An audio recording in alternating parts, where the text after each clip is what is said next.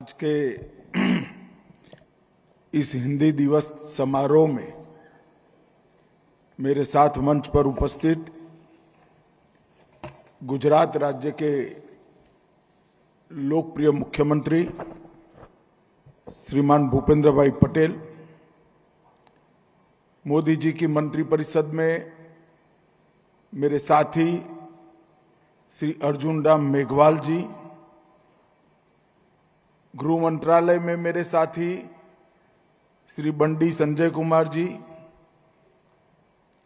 सांसद और राजभाषा समिति के उपाध्यक्ष श्रीमान भर्तृहरि मेहताब जी, अहमदाबाद के सांसद श्री दिनेश मकवाणा जी, गुजरात में शिक्षाविद और भाषाओं के विद्वान के रूप में जिनकी कीर्ति चहुओर सुगंध फैला रही है, ऐसे प्रोफेसर विजय पंड्या जी, सचिव राजभाषा विभाग अंशुली आर्या जी, संयुक्त सचिव राज्य भाषा विभाग मीनाक्षी जौली जी, और आज गुजरात में, गुजरात के राजधानी में देश भर से आए हुए सभी हिंदी प्रेमियों का मैं हृदय पूर्वक स्वागत करता हूं। आज मेरे लिए एक विशिष्ट अवसर है, क्योंकि आज देश भर से राजभाषा प्रेमी, भारतीय भाषाओं के प्रेमी जहां एकत्रित हुए हैं, वो मेरा संसदीय क्षेत्र है। इसलिए मेरे संसदीय क्षेत्र में भी मैं आप सभी का स्वागत करता हूं। पहले समारोह दिल्ली के विज्ञान भवन में हुआ करता था। हमने इसके अंदर थोड़ा परिवर्तन करा और 5 साल से ये समारोह देश के अलग अलग हिस्सों में हो रहा है, और इसके कारण राजभाषा और देश की सभी भाषाओं के बीच में संवादिता बढ़ाने का एक बहुत अच्छा मौका हमें मिला है। हैदराबाद में सम्मेलन होता है, तब स्वाभाविक रूप से तेलुगु के सभी विद्वान आते हैं और हिंदी के विद्वज्जन और तेलुगु भाषा के जानकारों के बीच में संवाद होता है। वो आने वाले कई दिनों तक भारतीय भाषाओं को बड़ा बल देता है, मजबूती देता है। उसी तरह से आज गुजरात में राजभाषा के हिंदी के सभी प्रेमी देश भर से यहां आए हैं। मैं हृदय पूर्वक आप सभी का स्वागत करता हूं। मैं एक और मायने में भी कहना चाहूंगा, क्योंकि मैं हमेशा कहता हूं कि हिंदी भारतीय भाषाओं की स्पर्धक नहीं है। हिंदी भारतीय भाषाओं की, हिंदी और भारतीय भाषाओं के बीच में कोई अंतर्द्वंद नहीं है। इस बात का सबसे बड़ा उदाहरण अगर कोई है तो हमारा गुजरात है। आप सभी जानते हैं कि गुजरात हिंदी भाषी राज्य नहीं है। यहां के राज्य की भाषा गुजराती है। मैं भी गुजराती माध्यम में पढ़ा लिखा बड़ा हुआ, मगर गुजरात में शुरुआत से ही दयानंद सरस्वती, महात्मा गांधी, सरदार वल्लभ भाई पटेल, के.एम. मुंशी, कई प्रकार के विद्वज्जनों ने हिंदी को स्वीकारा भी, इसका प्रचार भी किया, और गुजरात एक उत्कृष्ट उदाहरण बना गुजराती और हिंदी के सह अस्तित्व से दोनों भाषाओं के विकास। हमारे यहां शिक्षा में हिंदी का भी स्थान है। बच्चे हिंदी भी सीखते हैं, बोलते हैं, पढ़ते हैं, और इसके कारण देश भर में गुजरात के बच्चों की पहुंच बहुत बड़ी है। और मैं मानता हूं कि महात्मा गांधी, दयानंद सरस्वती, सरदार पटेल, के.एम. मुंशी, उमाशंकर जोशी ऐसे दूरंदेशी नेताओं ने भारतीय भाषाओं को एक दूसरे के साथ संवाद करना और हिंदी को हर राज्य के अंदर बढ़ावा देने का जो आग्रह किया, इसी का परिणाम है कि गुजरात का बच्चा देश भर में कहीं पर भी जाकर सुगमता से व्यापार भी करता है और स्वीकृति भी प्राप्त कर लेता है। मित्रों, आज 2021 के बाद ये 5वां अखिल भारतीय राजभाषा सम्मेलन दिल्ली के बाहर हो रहा है और हमारा चारों सम्मेलन का अनुभव है कि इससे नई दृष्टि, नई ऊर्जा, नई प्रेरणा भी प्राप्त होती है और कोई न कोई स्थानीय राज्य की भाषा के साथ हिंदी के विद्वानों का संवाद भी होता है। और आज मैं मानता हूं कि ये सम्मेलन भी निश्चित रूप से सार्थक रहेगा। आज यहां पर ढेर सारे प्रकाशनों का लोकार्पण किया गया। इस प्रकार के प्रकाशन निश्चित रूप से हमें फायदा देते हैं और इससे हमारा भाषा के प्रति प्रेम और अनेक विधाओं में भाषा के उपयोग को भी एक प्रकार से प्रोत्साहन मिलता है। हिंदी केवल बोलचाल की भाषा नहीं होनी चाहिए, हिंदी सिर्फ प्रशासन की भाषा नहीं होनी चाहिए, हिंदी विज्ञान की भी भाषा होनी चाहिए, हिंदी तकनीक की भी भाषा होनी चाहिए, हिंदी न्याय की भी भाषा होनी चाहिए और हिंदी पुलिस की भी भाषा होनी चाहिए। ये सारा कामकाज जब भारतीय भाषाओं में होता है तो जनता के साथ संपर्क अपने आप बढ़ जाता है। मित्रों, आज यहां मैं 2 चीजों का निश्चित रूप से जिक्र करना चाहूंगा कि आज जो यहां एक सारथी का जिक्र किया गया, ये सारथी क्या है? सारथी एक अनुवाद की प्रणाली है जो हिंदी से भारत की सभी मान्य भाषाओं में सरलता से अनुवाद करने की व्यवस्था है। और मैं आज इस मंच से बहुत गर्व के साथ देश भर की सभी सरकारों को और सभी मुख्यमंत्रियों को कहना चाहता हूं, आप आपकी भाषा में मुझे पत्र दीजिए, आपको आपकी ही भाषा में गृह मंत्रालय जवाब देगा। वो व्यवस्था हम कर चुके हैं। पत्र चाहे तमिल में हो, तेलुगु में हो, मलयाली में हो, बंगाली में हो, पंजाबी में हो, मराठी में हो, उसके अनुवाद की व्यवस्था सारथी ने करी है और जो मैं हिंदी में जवाब करूंगा उसको भी उन्हीं की भाषा में अनुवाद की व्यवस्था होगी। और आने वाले दिनों में इसका इस सॉफ्टवेयर का ट्रेनिंग होने के बाद इसको और समृद्ध हम करते जाएंगे और मुझे विश्वास है आने वाले दिनों में सारथी के माध्यम से हम सबका संपर्क एक ही देश के नागरिकों का स्वभाषा में संपर्क होगा। मित्रों, शिवाजी महाराज ने पूरी लड़ाई जो लड़ी स्वराज की, उस वक्त 3 बिंदु उन्होंने रखे थे: स्वराज, स्वधर्म और स्वभाषा। एक प्रकार से तीनों चीजें एक दूसरे से जुड़ी हुई हैं और एक प्रकार से देश के स्वाभिमान से जुड़ी हुई है। जो देश के अंदर बोलचाल की भाषा खुद की न हो, वो स्वतंत्रता की कामना नहीं कर सकता, वो स्वाभिमान की अनुभूति भी नहीं कर सकता। वो तभी हो सकता है जब हमें हमारी भाषाओं पर गर्व हो। और इसीलिए हमने शब्द सिंधु भी बनाया है।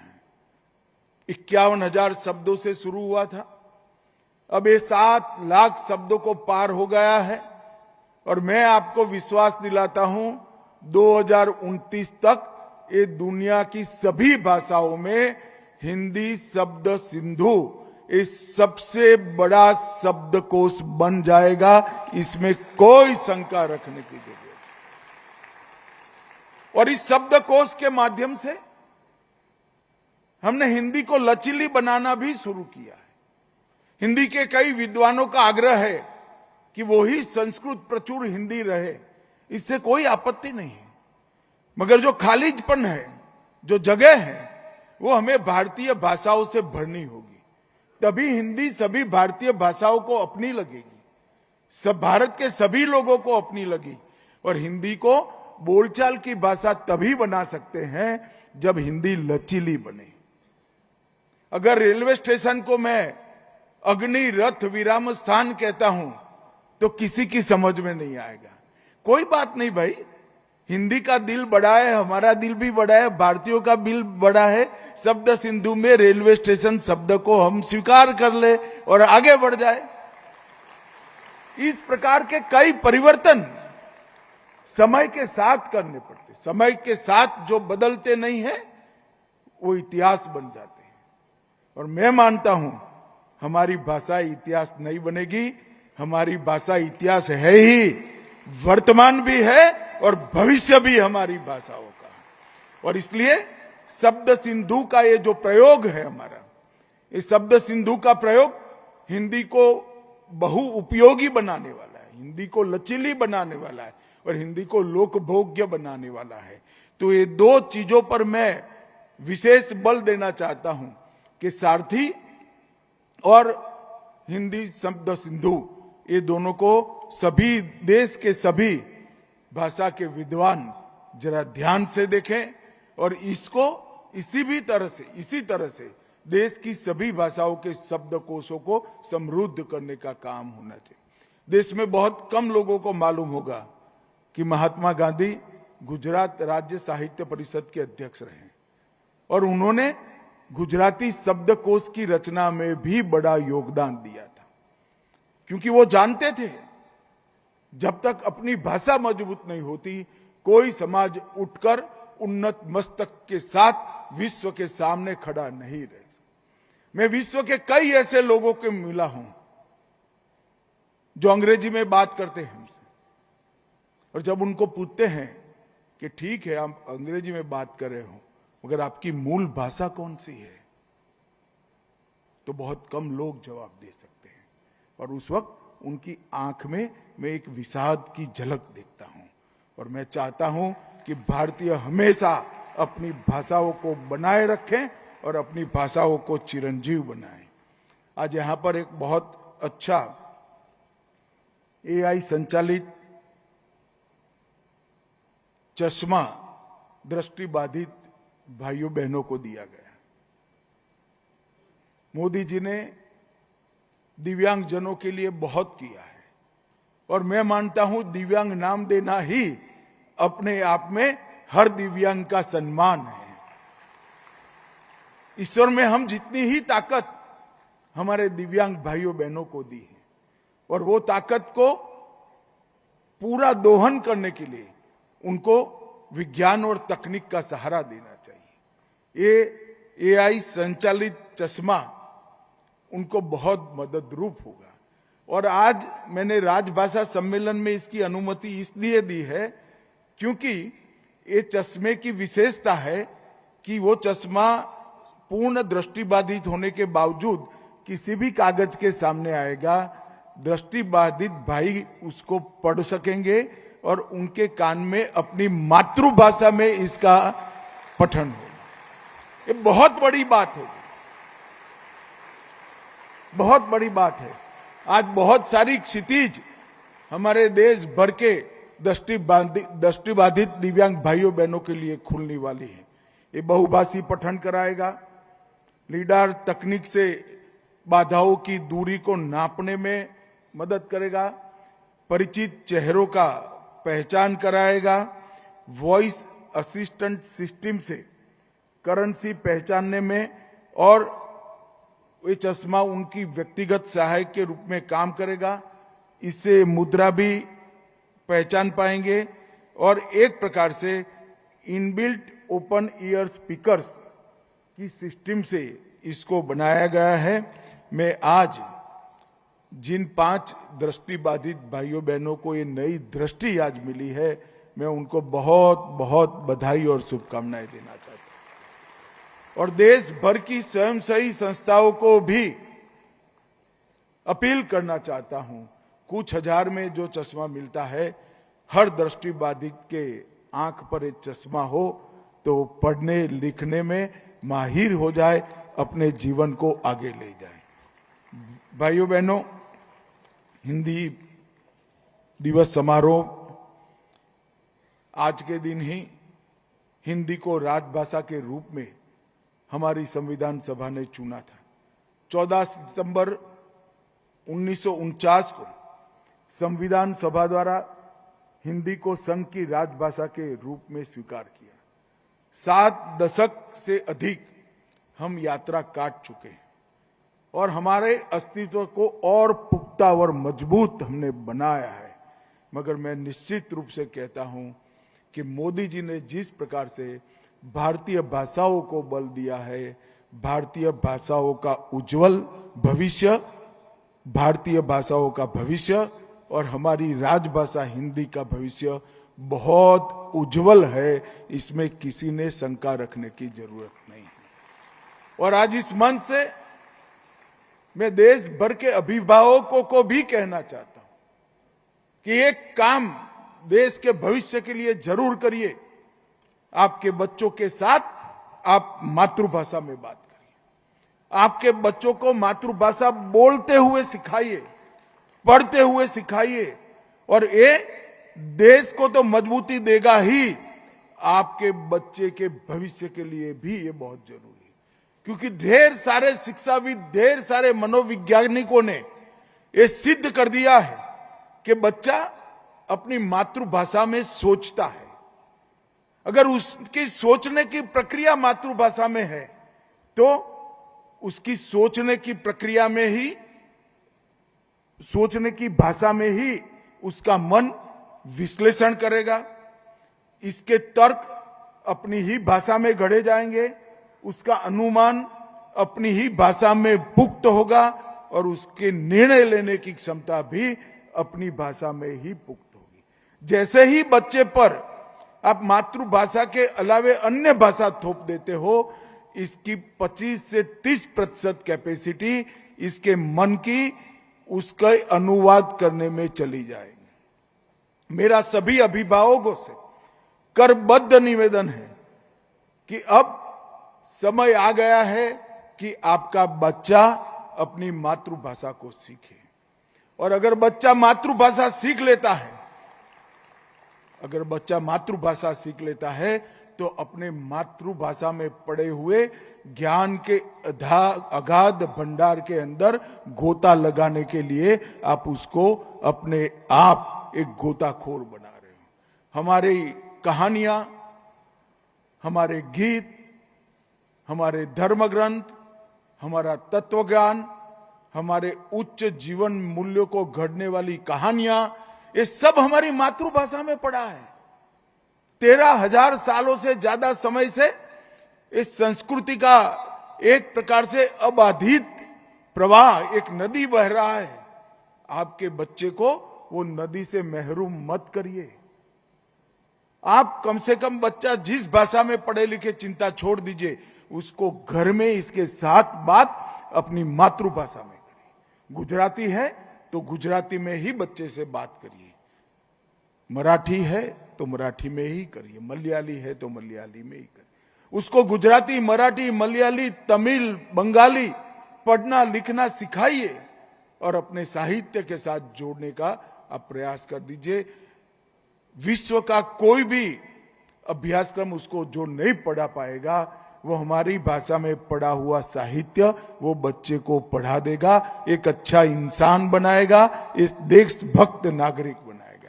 और ये प्रक्रिया सरकार नहीं कर सकती, ये प्रक्रिया माता पिता ने ही करनी चाहिए। और मोदी जी हमेशा अनुसंधान पर बड़ा बल देते हैं कि भारत के अंदर रिसर्च एंड डेवलपमेंट, मतलब अनुसंधान की प्रक्रिया तेजी से चलनी चाहिए। अनुसंधान भी अपनी भाषा में सोचने वाला बच्चा ही अच्छा कर सकता है और कोई नहीं कह सकता। और मैं ये जो बातें कह रहा हूं, अनेक भाषा के विद्वानों ने और मनोवैज्ञानिकों ने इसको सिद्ध कर माना है कि बच्चा जब अपनी भाषा में पढ़ता है, अपनी भाषा में सोचता है, अपनी भाषा में बोलता है, अपनी भाषा में विश्लेषण करता है, अपनी भाषा में तर्क को सुधार करता है, अपनी भाषा में फैसले लेने की प्रक्रिया करता है मन के अंदर, तब ये सभी चीजों के लिए उसकी क्षमता 30% बढ़ जाती है। और मैं मानता हूं कि हमें बच्चों को इस अधिकार से वंचित नहीं करना चाहिए। मित्रों, गुजरात एक ऐसा प्रदेश है, जैसा मैंने पहले आगे कहा, इसमें कभी भाषा का द्वंद्व नहीं रहा। यहाँ गुजराती, सिंधी, कच्ची, मारवाड़ी, राजस्थानी, अंग्रेजी, संस्कृत, सभी भाषाओं का सम्मान हुआ, सभी भाषा सभी सीखे भी, और कोई अंतर्द्वंद के बगैर गुजरात आगे बढ़ा। महात्मा गांधी, सरदार वल्लभ भाई, के मुंशी, नर्मद, सभी ने हिंदी के लिए हमेशा ही बल दिया। महात्मा गांधी गुजराती थे, मगर वो कहते थे हिंदी ही वो भाषा है जो देश को एक सूत्र में बांध कर रखती है।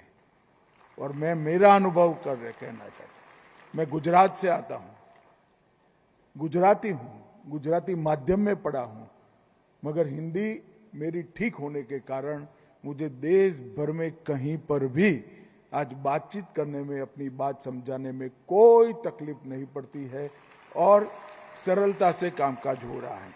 मैं सभी को आग्रह करना चाहता हूं कि अपनी मातृभाषा को बल दीजिए और राजभाषा का सहयोग करिए।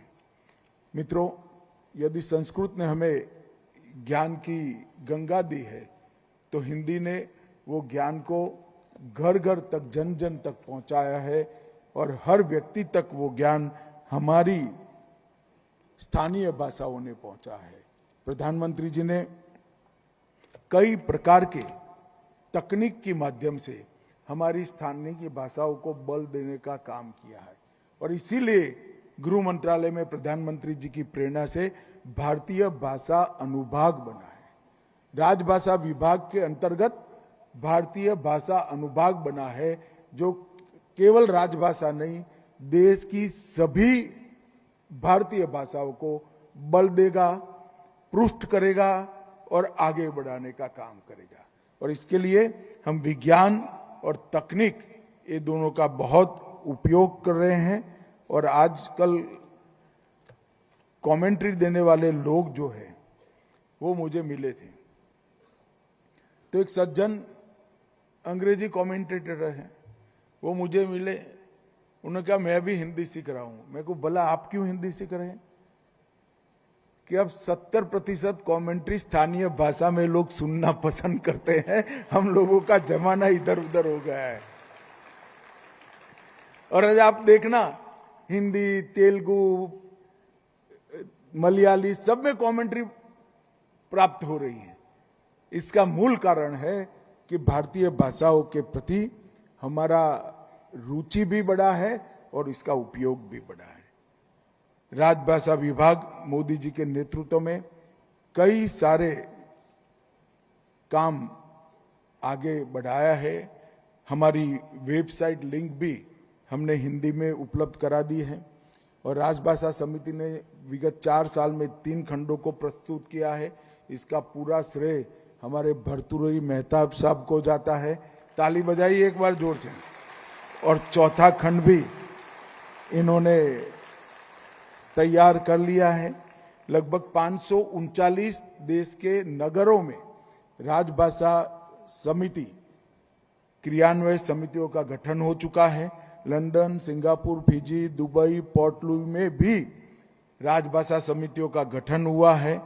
और कोविड काल में केंद्रीय हिंदी प्रशिक्षण संस्थान और केंद्रीय अनुवाद ब्यूरो द्वारा हिंदी टंकण, हिंदी अंशुलिपि और हरेक भाषा की अंशुलिपि को हिंदी में अनुवाद करने की विधा भी हमने शुरू कर दी है। अब तक प्रशिक्षण में लगभग 3,28,000 अन्य भाषा के सरकारी कर्मियों का हिंदी में हमने प्रशिक्षण किया है। टंकण में लगभग 40,000 कर्मचारियों का किया है। अंशुलिपि में 1918 कर्मचारियों का प्रशिक्षण किया है और अनुवाद के लिए 13,000 कर्मचारियों का प्रशिक्षण करा है। 2 तकनीकी सम्मेलन हम कर चुके हैं और डेटाबेस का निर्माण आर्टिफिशियल इंटेलिजेंस आधारित अनुवाद प्रणाली कंठस्थ 2 में ग्लोबल डेटाबेस का निर्माण किया है, जिसमें 7 करोड़ से ज्यादा वाक्य हैं। वो सॉफ्टवेयर अब धीरे धीरे ट्रेन होकर, वो दिन दूर नहीं कि आप किसी भी भाषा में बोलेंगे 10-15 सेकंड में इसका हिंदी अनुवाद वही माइक से आपके सामने आ जाएगा। इस प्रकार के सॉफ्टवेयर तैयार हो रहे हैं और मैं मानता हूं कि मोदी जी ने JEE, नीट और UGC की परीक्षाएं अब 12 भाषा में लेने का शुरू किया, जिससे मातृभाषा में पढ़ने वाले बच्चों के पास होने की संभावनाएं बढ़ी है। हमारे CAPF की एग्जाम, उसकी परीक्षाएं पहले हिंदी और अंग्रेजी में लेते थे, अब वो भी 12 भाषाओं में ली जाती है, जिससे देश भर से बच्चे CAPF ज्वाइन हो रहे हैं। हमने भविष्य का रोड मैप भी बनाया है। मैं आप सभी को इतना ही आश्वस्त करना चाहता हूं कि एक जमाना था 70 के दशक में कहते थे हिंदी अब भूतकाल बनने जा रही है। मैं आज आपको कहता हूं हमारी राजभाषा और भारत की सभी भाषा भविष्य की भाषाएं हैं, विज्ञान की भाषाएं हैं, तकनीक की भाषाएं हैं और न्याय की भी भाषाएं बनेगी। अंत में इस सम्मेलन के पूरे सम्मेलन की सफलता के लिए मैं आप सभी को बहुत बहुत शुभकामनाएं देना चाहता हूं। आशा करता हूं कि 2 दिन का सम्मेलन गुजराती और हिंदी के बीच में अच्छा संवाद स्थापित करेगा, हमारी स्थानीय भाषाओं को भी बढ़ावा देगा और राजभाषा को भी मजबूत करेगा। सभी हिंदी प्रेमियों को मेरा बहुत बहुत नमस्कार और प्रणाम।